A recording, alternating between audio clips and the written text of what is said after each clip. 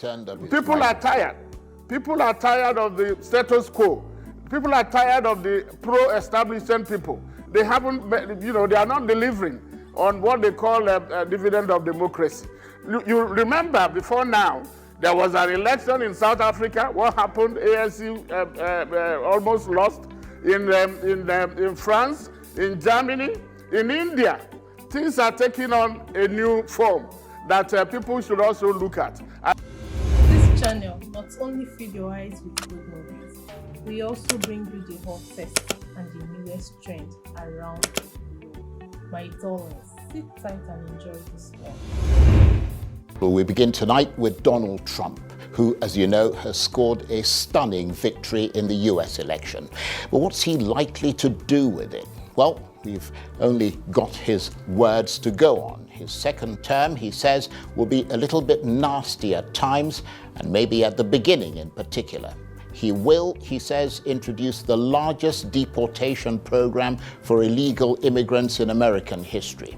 He's spoken of draining the swamp, which could mean putting the law enforcement agencies onto his political and maybe even his journalistic enemies. Drill, baby, drill is likely to mean going for oil wherever it can be found. He'll potentially force Ukraine to the table for peace talks with Russia under conditions which are likely to be pretty unfavorable to the Ukrainians. He may allow Benjamin Netanyahu a free hand against his adversaries in the Middle East. He could well impose hostile tariffs against China and maybe against Europe as well, which some of his critics have called reckless protectionism. And he thinks the warnings on climate change are just a scam.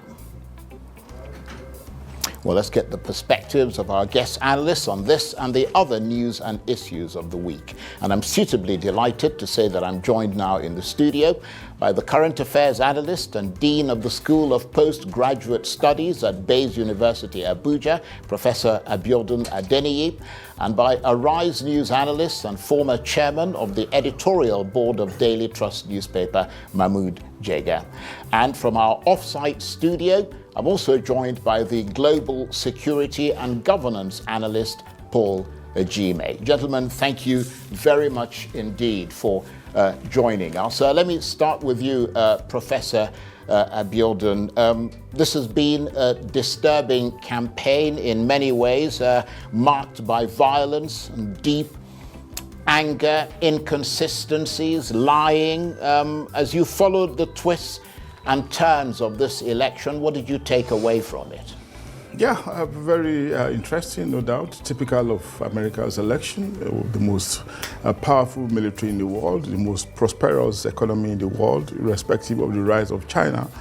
So whatever transpires there at the level of politics is bound to catch the interest of everyone that is conscious, that want to be informed about the prospect or the things that might happen around the world. Again, considering the fact that America is reputatively the policeman of the world.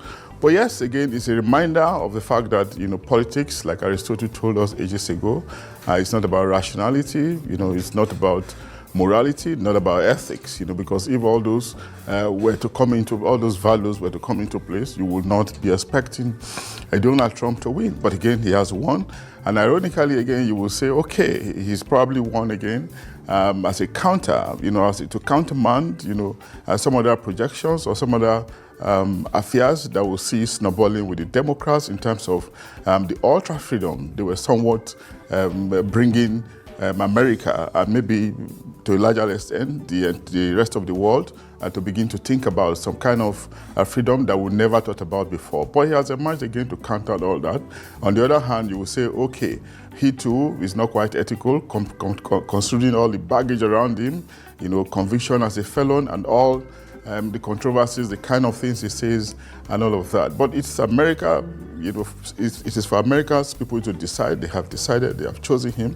I think what should interest us next should be rather, the impact his administration will make on the rest of the world with respect to peace, with respect to war, and of course there are some flashpoints that will interest us. The Ukrainian war is on, the Middle East is on, And of course, what is going to be is in interest in Africa. To what extent will he be interested in Africa? But overall, I think he's going to do 4 years. That's at the time he's going to do. I do not see anything changing fundamentally. He will do his 4 years and leave the stage for another person to come. It will just, it will make some impact. But again, the world is not going to come to an end on account of the rise or the second coming of Donald Trump. Yes. So let's put it that way.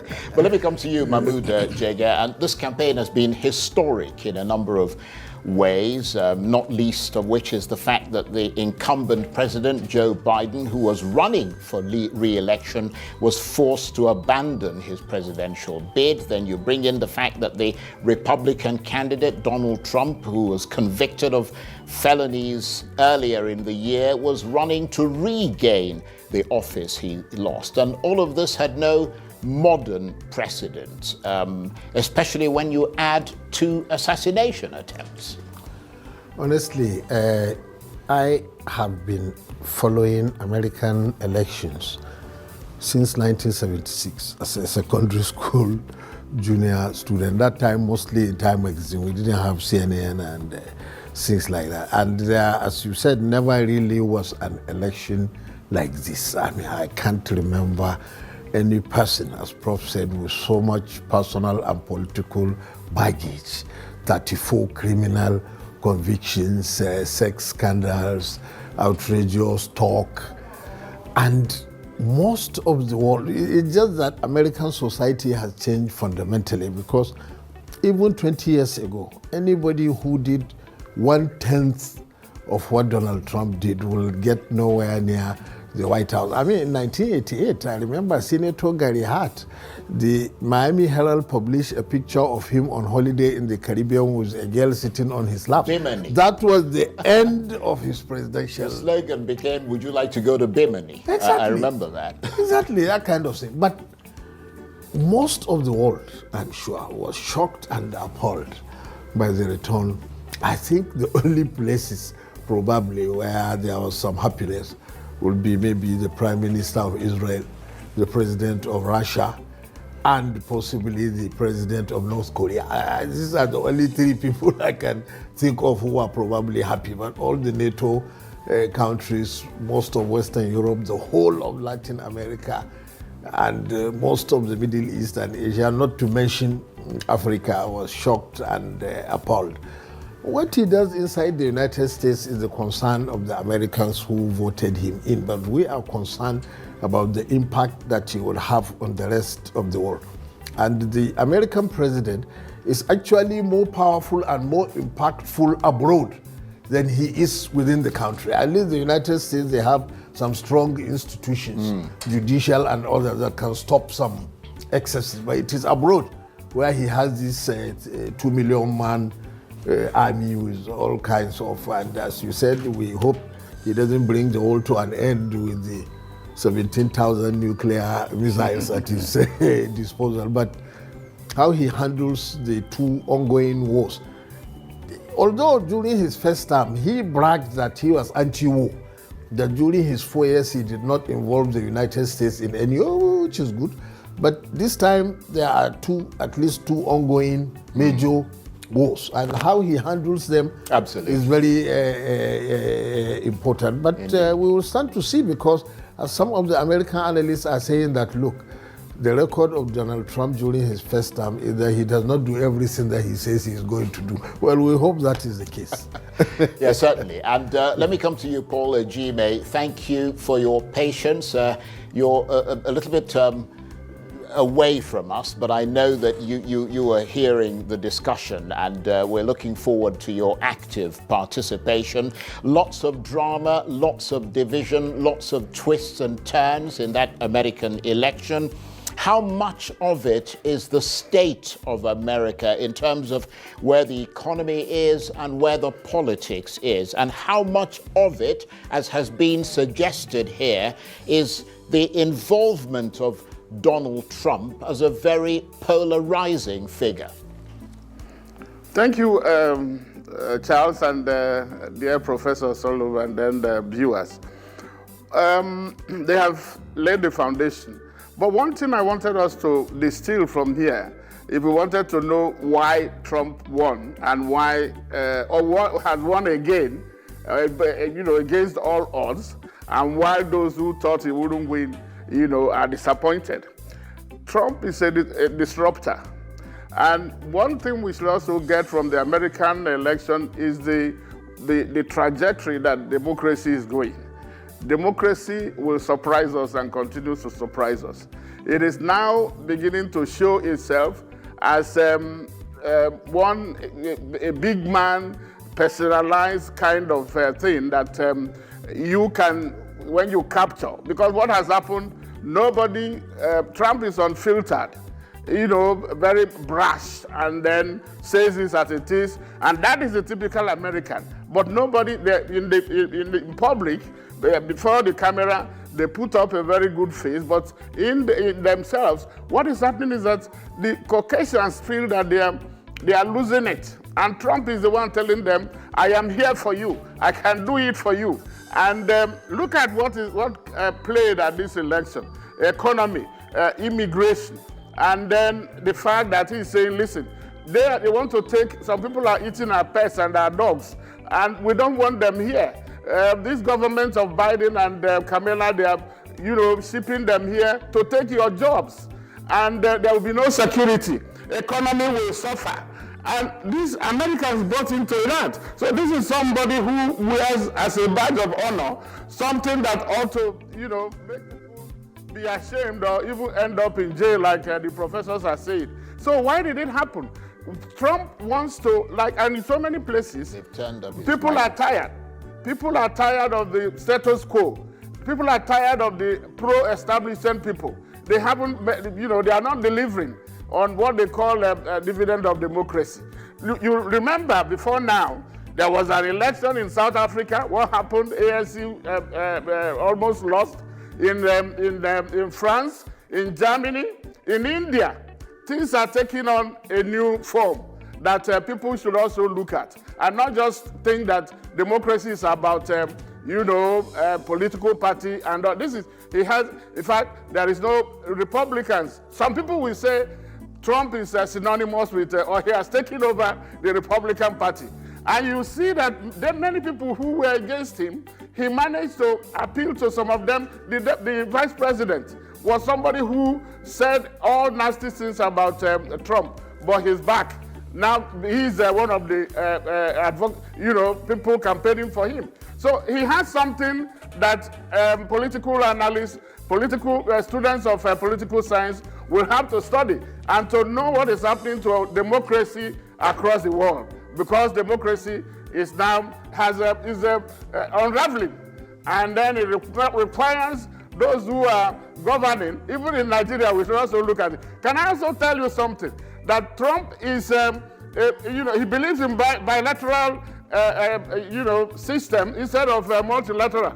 You'll be surprised that our Dangote can strike something about oil, and then Dangote and Nigeria can also benefit from that. This is part of what, in the season consistency, right, there is a predictability. You know what you stand for. Unlike these other people that can promise rain and then give you fire. Right. Okay. Well, thanks for that. And just as a final note, and so we can move on from the Donald Trump election victory, Professor Adeniyi, do you see any basis for comparison between the 2024 US election and the 2023 Nigerian election?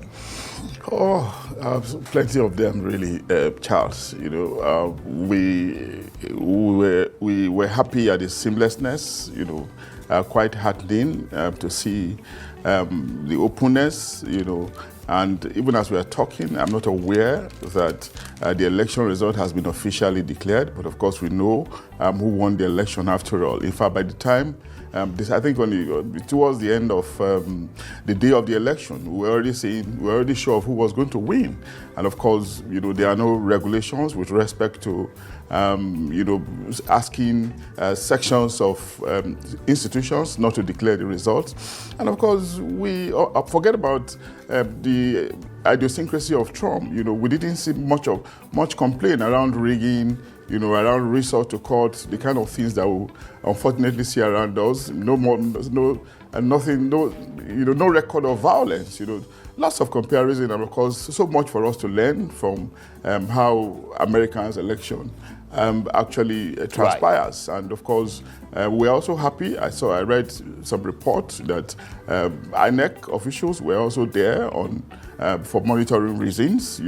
It's not just about visiting the place. It's also important for them to come back with good lessons so that we can make a conscious effort at improving our own electioneering process, especially with respect to logistics, with respect to violence, even though that's not primarily a responsibility, but our security agencies could also learn some lessons from it, Right. And of course, the media too, plenty areas in which we can actually draw lessons. But It's up to us, not just to learn the lessons, but of course to be concerned about ensuring that those lessons matter, that they are reflected in how we do our own business, as the case could be. Okay, thank you very much indeed. Let's move on and talk about another burning light bulb issue that creates huge anxiety in Nigeria: electricity, or the lack of it.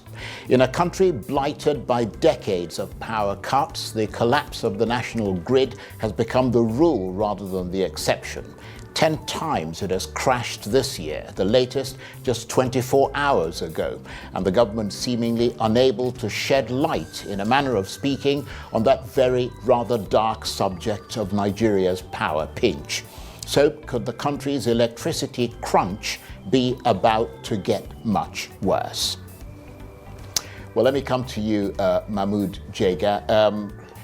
The impact of the frustration of this ongoing instability at the national grid is being really deeply felt by millions of struggling Nigerians, isn't it? I mean, fixing Nigeria's electricity has become something like Sisyphus trying to find ways to push the rock up the hill, hasn't it? Honestly, it has been a recurring problem in Nigeria for as long as anyone will remember. The problem is that this frequent collapse of the national grid, 10 times this year alone and several times last year, has really reached epidemic proportions. And really, if we don't get over this problem, I mean, we are complaining that the power generation is low, the transmission is poor, and the distribution is chaotic. And then on top of that, you have this problem of complete collapse of the national grid to throw the whole country in darkness. Now, the insecurity aspect of it is very clear. And some of it, of course, is of citizens' own making. I was just seeing in one newspaper that when we had the 24-hour collapse of the national grid, in Jos alone, the electricity company said 80 transformers were vandalized. People just moved in. Since there is no power, they removed all kinds of things. So even by the time the grid is restored, how can you have power? The indiscipline is just too glaring. And all talk of economic recovery. I think only yesterday the president gave an assurance that the national economy is on the rebound due to reform. Without electricity, there is not going to be any economic rebound if the national grid collapses virtually every week as it is now becoming. I don't know what the government can or should do, but real emergency and drastic measures are required.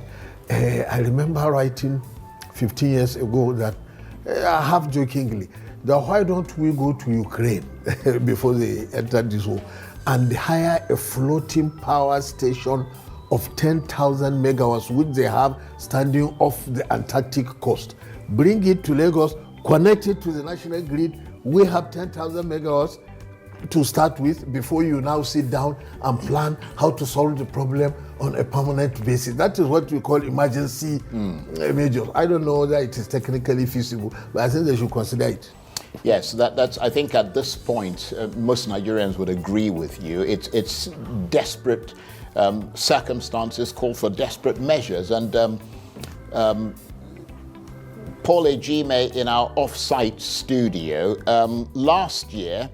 Nigeria enacted a law that allows states to generate and transmit power, which was an attempt to reduce the burden on the national grid and to attract investors to that sector. But not much apparently has moved as a result, has it? Yes, Charles, because somebody, I think, it's the individual greed that is driving the greed collapse, as a matter of speaking. Greedy, Nigeria, we are greedy, we cannot, fix things on our own. Everybody is acquiring. The governors are there, because at times you talk about governance as if it stops in Abuja or the federal government. The governors are there. All the money that they are collecting, they are also doing internally generated revenue. What now that, because before now they could cite the fact that they have not been given that legal guarantee or opportunity. But now, what is holding it? By the way, there was a minister that was there, came when Nigerians thought that they had their own who could deliver. I don't want to mention his name. I'm not trying to advertise him. But it is just that we are not, we are callous. We are, we're becoming insensitive to the suffering of the ordinary person. We are, profit oriented, that we are not looking at tomorrow. Forget this. These excuses they give about the collapse is laughable. Because how much power are you generating? You are generating under 5,000, and you need about 20. It doesn't matter whether you are not going to perform any magic, because you can't give what you don't have. So the position is that Nigeria is not generating enough, and so cannot serve it. If you like they try to tell you about band A, band B. There's somebody called it bandits. I don't want to have anything to do with the bandits. Come and give me electricity. We are not generating enough because of incompetence, because of the inefficiency and greed, corruption. And for those they want you to continue to buy generating sets, just like in oil. They import because it's more lucrative for the cabals. We now have a cabal in electricity, NEPA and all that. So that is what is happening. It cannot happen unless and until we have a deliberate policy, both at the local level, state level, and then the national level, to make sure that we focus, invest in it, and then make sure that we get the right, what you call returns on investment. Right. That is power. Without power, nothing can happen. Okay. There is no industry. There is no, even the ordinary artisans, they can't do anything. Right. The vulcanizers and others. And then, so you cannot even attract foreign investors. Right, okay. Well, it's interesting that you mentioned there, Paul, about generators, because according to the Ministry of Power in Nigeria, this country gets 40,000 megawatts from petrol. You're watching Nolly Magic TV. My joy is to keep you updated with the latest gist. And your joy should be subscribing to this channel and giving this video a thumbs up, please. Powered generators, yet it's national grid, which could potentially generate 13,000 megawatts, can only transmit 4,000. Now let me come to you, Prof, so that you can conclude this part of the discussion for us before we move on. As both Paul Ejime and Mahmood Jega said, the economy is bad, there are few jobs, and people are struggling with the cost of living crisis, there's food insecurity. And now on top of that, the electricity grid, which has been tottering along for some time, now seems on the verge of total collapse. Do you think it's likely to get worse, or do you believe that it'll get back up in the short to medium term? How do you think Nigeria's future with electricity will play out? Okay, excellent. Like you said, my colleagues have been very exhaustive on this. And permit me, Charles, to give this first-person example. About 10 years ago, I was privileged to be a consultant to the Enugu Electricity Distribution Company, and we went around, all the states of the southeast, trying to look at the facilities, placed. It was very shocking to see that the facilities that we saw were those ones provided from the 60s, sometimes even far beyond the 60s. And of course, there was no evidence, that those facilities were being replaced. So if we are seeing the collapse of some of these facilities now, the national grid, it shouldn't be surprising, really, and it speaks to the about poor maintenance culture, added to the corruption problem that Paul mentioned. And of course, what do we do in this circumstance? Yes, we have a power minister now who seems to be very active lately. Beyond the activity we are seeing from the ministry is the need, for maybe some level of emergency in this sector, considering how vital, how critical electricity is, to powering the economy that is already on the tailspin. Okay. Well, I hope the government are listening to you, and you made some really sterling contributions here. We shall continue the chat. You're watching Arise Prime Time. Plenty more still ahead as we continue our analysis of the week that was. Stay with us. Welcome back to Arise Prime Time, where we offer perspectives on the news and talking points of the day. I'm Charles Anyegolu. Now, this week, the Nigerian authorities dropped treason charges against more than 30 anti-government child protesters. They were freed after footage of them emerged collapsing in court, apparently due to malnourishment, footage that sparked outrage across Nigeria and beyond, and prompted President Tinubu to not only call for the release of the minors, but also for the police and other officials involved in the arrests and legal processes to be investigated.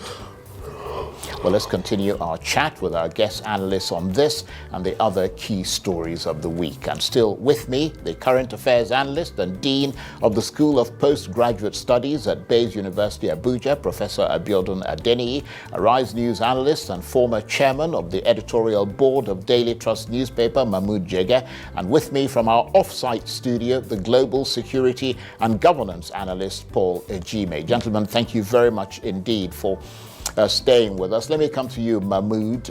Those children had been detained for upwards of 2 months for their alleged participation in protests against the cost of living crisis. And the result was that they looked terribly shabby, horribly malnourished, and were collapsing in court from exhaustion. Is there any way to justify their incarceration and treatment? It was one of the biggest scandals of the modern day, honestly, because so many things together. The appearance of the boys was what caused great shock all over the country. They clearly looked malnourished, they were starving, some were even collapsing. And then the fact that we had almost forgotten about the end hunger protest because it took place 3 months ago. Then their age, because these were all minors, very small.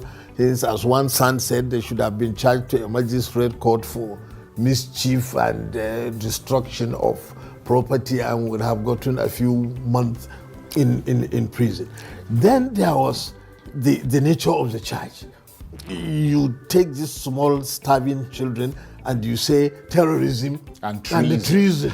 And in Nigeria, at least in the last 10 years, what we know as terrorism is like the Madala Church bombing on Christmas Day, or the Nyanya bus bombing, the Maiduguri Monday Market bombing, or the attack on the Central Mosque in Kano during Friday. That's the meaning.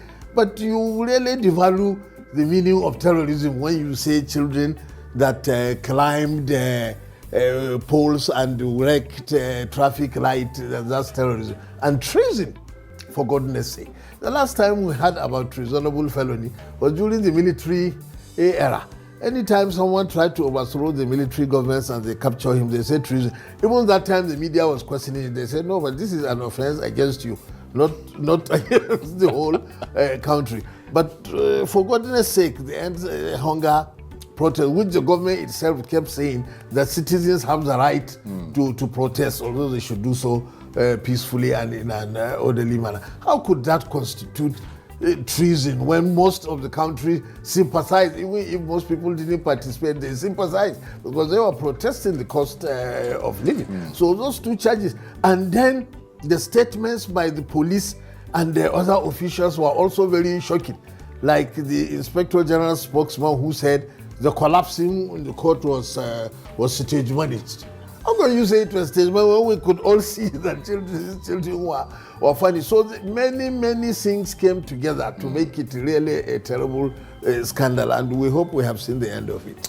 Yeah, we certainly hope so. Let me go to our off-site studio and speak to you, Paul Egime. How much has their case, which of course was widely publicized and sparked outrage, how much has their case shed light on the deteriorating human rights situation in this country? Because even the president was appalled and ordered an investigation of the law enforcement agents involved in the arrest and prosecution of these children.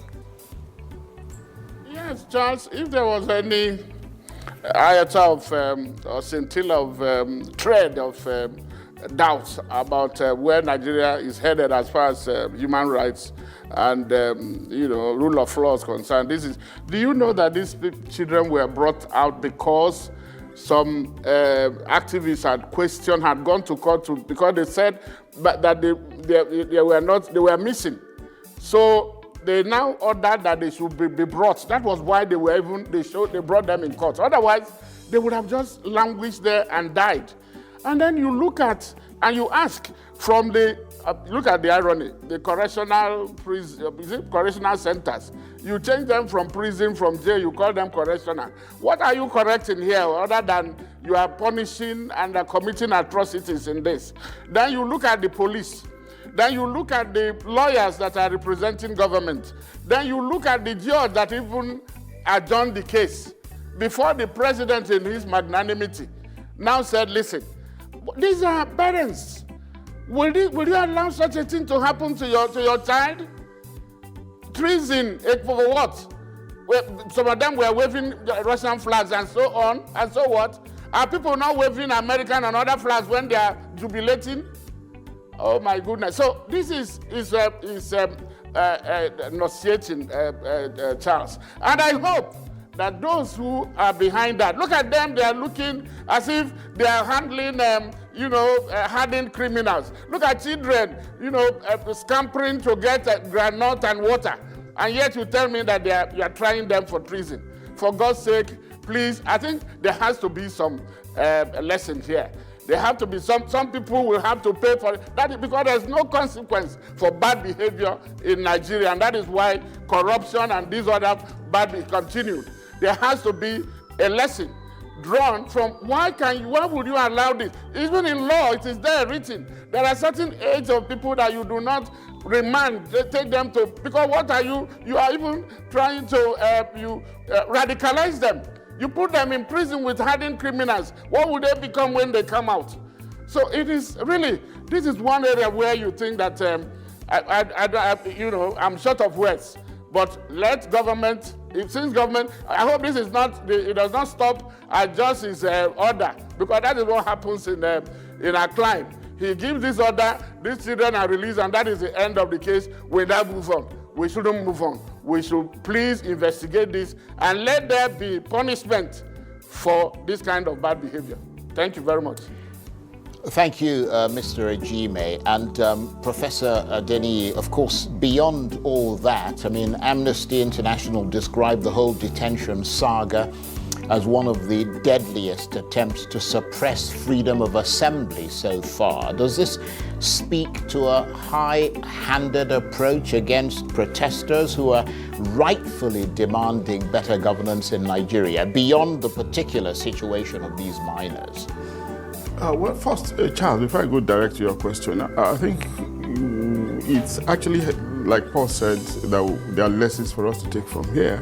One lesson for me is that I think that there should be increased synergy in government, because we have seen an arm of government arraigning minors, another arm intervening, and eventually the president coming in to say, release these children. If there was synergy, I'm sure an offense as serious as treason should have gone through some level of consultation before the decision was finally made to arraign them. And I also want to make a distinction between legal justice and moral justice, or if you like, social justice. Yes, the Attorney General came out today or yesterday to say that there was nothing wrong in arraigning those children. Yeah, legally it might be right, but of course, in the eyes of the public, it's not really good for the optics to see minors being arraigned for a serious crime as treason. People who hardly know what they are doing. And finally, before I come specifically to your question, briefly, because we've just got about a minute. No problem. Is the need for us to also be mindful of how these children came about in the first instance, because we didn't see much of their family coming to agitate for them. What kind of system are we running that creates the enabling environment, for the evolution or the development of children like this, And we need to be mindful of this bigger picture so that we can prevent a situation where they will be on the street, commit offense that government may find consider criminal. And above all, we also need a tolerance, on the part of government. The last administration, President Buhari actually charged somebody for treason or Boyele. It's not the kind of thing we want to hear in a democracy. And President Bola Ahmed Tinubu should be one, to further these traits consistent with the spirit of freedom of expression, which is integral to democracy, as the case could be. Yeah, very good points there. And let's move on to the perhaps saddest news of all. This week, Nigeria's Army Chief of Staff, Lieutenant General Taoreed Lagbaja, died after what was described as a period of illness. He died on Tuesday night in Lagos. The exact details of his illness have not been made public. He was appointed to the position in June last year, not long after President Tinubu came to office. He was often away from duty, sometimes out of the country, receiving treatment for an undisclosed illness, and had not been seen in public for some time, raising considerable concern. And let me come to you, Mahmood Jega. The passing of Lieutenant General Lagbaja, described as a significant loss for the Nigerian Armed Forces, where he is said to have played a pivotal role in numerous internal security operations. What's your reaction to that? Honestly, it was a very sad moment, not only for his family and his colleagues, but for the whole country. I didn't know General Lagbaja personally, but I read a lot about him. Even when he was the general officer commanding, he was very active in the fight against banditry. He opened the Kaduna Birnin-Gwari Road, and he was seen personally leading the troops into the bush. And when he was appointed the army chief, he also showed a lot of vigor and dynamism. There was one video I remember from last year where he was addressing soldiers, and he immediately began doing all kinds of drills and exercises, and the officers behind him followed suit and the soldiers in front. So it was a shock to find that such a dynamic professional soldier suddenly fell sick, very sick, and in the end didn't make it. But of course, death can come to anyone, however fit and healthy. So we pray for the repose of his soul, and we hope that his successors in the military will carry on with the very good work of defeating insecurity in the country. Indeed. And Paul Ejime, just continuing in his favor, he made it a point to ensure that the army would not intervene in Nigeria's democracy, especially after several neighboring countries experienced military coups. So he was seen as a sort of agent of democracy, wasn't he? So let's begin by expressing our condolences to the family, the armed forces, and then the nation, that we are losing such a gentleman officer From all that has been said, he actually covered himself in glory as a military officer, some patriotic officer serving his nation. And so we have to, the lesson for me is in the management of public information. If you recall, before now, a week or 2 or 3 ago, there was reports and it was reported that he was hale and hearty. You know, this is the only place where we treat illness or death as if it cannot happen to anybody, even the presidency or everywhere. You hear the president of America when they are going for even surgery, it is made public. But here we couch everything in secrecy as if we are superhuman or we are immortal. You know, that could have, let's show, by making people see that you are human, it will bring out the sympathy, the empathy from other people, instead of making it look as if this man is undieable. You have to, the way that information was managed, coming not in between the time lag was just 1 week when it was reported that he died. No, he didn't die, and then he said he died, and then there was an acting officer appointed to take his place, and suddenly the other officer was also promoted. I think it was not well managed. We should, when somebody is ill for whatever reason, that is not, we are going to die. So make it clear that this is what is happening. The King of England is having, cancer, has gone on treatment that is public knowledge. So this is a part of the, the nuances in public information that we should learn. We tend to think that everything is a secret.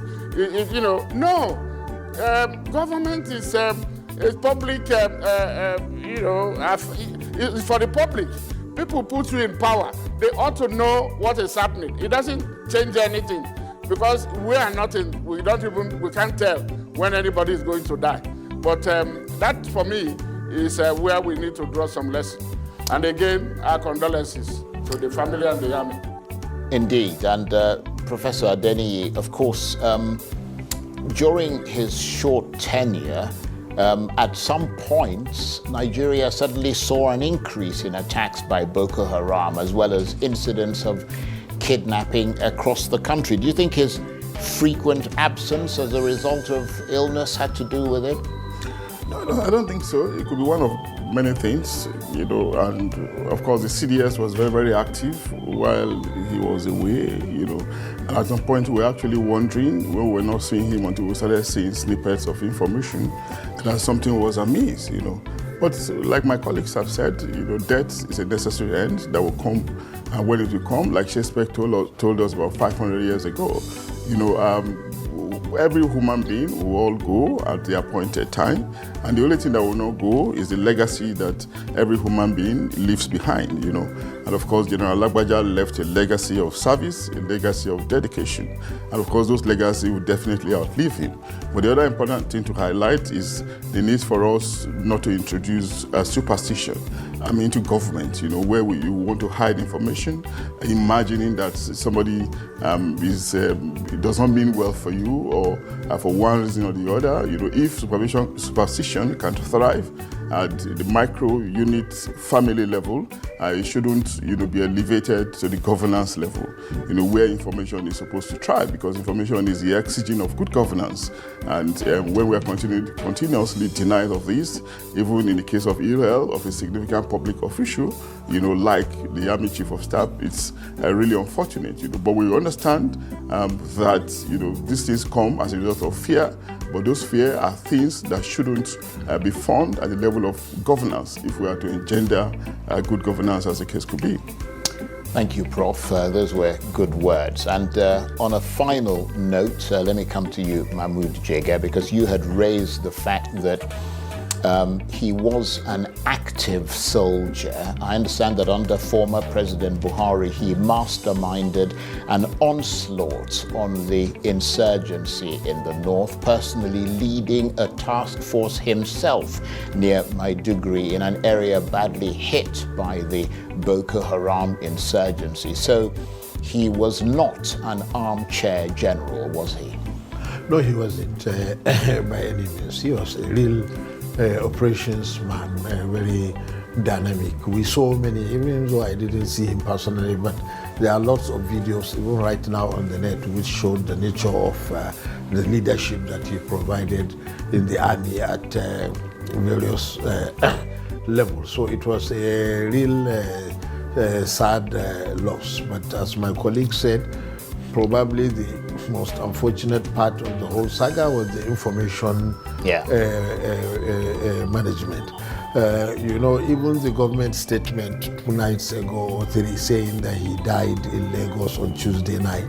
I saw some media questioning that. They said, no, but he was actually abroad for quite some time receiving treatment, and that he died abroad and was flown into the country. I don't know what is the truth, but why should we lie about that? Why should we say someone died in Lagos if Absolutely. he died in New York? I mean, there is no gain in there. And on that note, gentlemen, I want to thank you very much indeed for deepening our understanding of all the big news and issues from both here in Nigeria and around the world. Arise News analyst and former chairman of the editorial board of Daily Trust newspaper, Mahmood Jega, the current affairs analyst and dean of the School of Postgraduate Studies at Bayes University, Abuja, Professor Abiodun Adeniyi, and of course the global security and governance analyst, Paul Ejime. Thank you very much indeed to all of you. That's it for this edition of Arise Prime Time. Join us again next week from me and the entire team here in Abuja. Bye-bye and thank you for watching.